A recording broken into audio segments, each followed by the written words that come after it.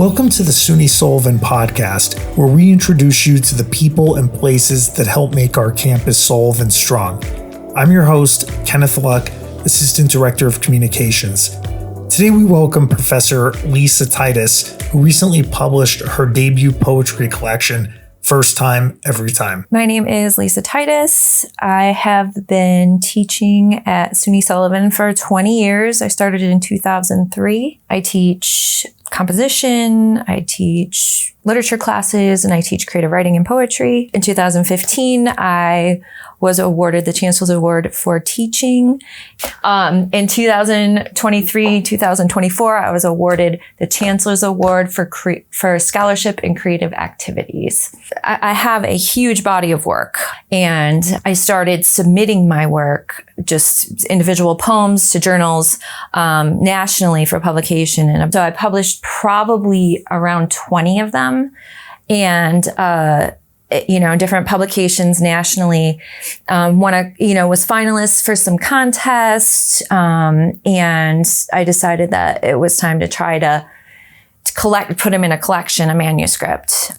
In my creative writing class, I guess I do talk about my process a lot because I think it can be helpful to hear those experiences from somebody who's been doing it for a while.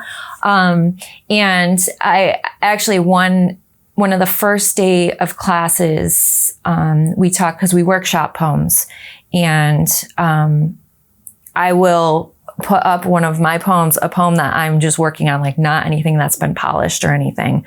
I'll put it up on the screen. I won't tell them it's mine. And that's our practice workshop. And, we'll go through the workshop questions, and, we talk about, how we give responses, and they go through the poem, and they like, it's like, it's fun for them because it's, because I don't tell them. I'm like, the poet's not in the room. So it's, be real, give helpful advice. And because that's what I encourage them to do anyway. So they do, and we go through the poem, and then at the end of the class, I'm like, thanks, that was mine. And they're like, oh my God. But I tell them, I'm like, I do that so you can see that this is my process. So that's that's just an example of how I use, my own work and my own process in the classroom.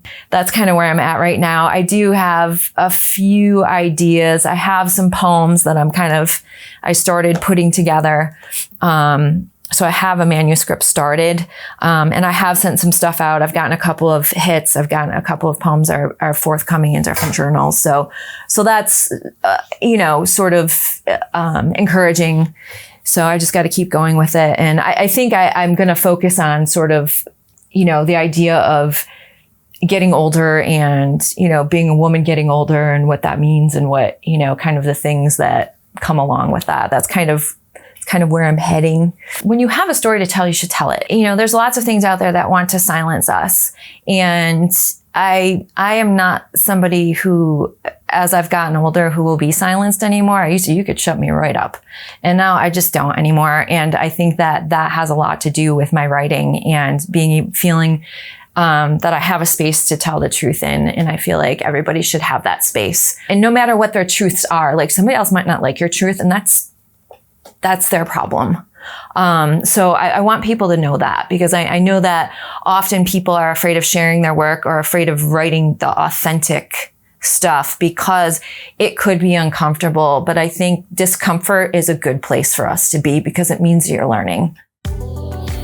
For more information or to appear on the SUNY Sullivan podcast, please email Kenneth Luck at kluck@sunysullivan.edu. That's KLUCK@sunysullivan.edu. Thanks for listening.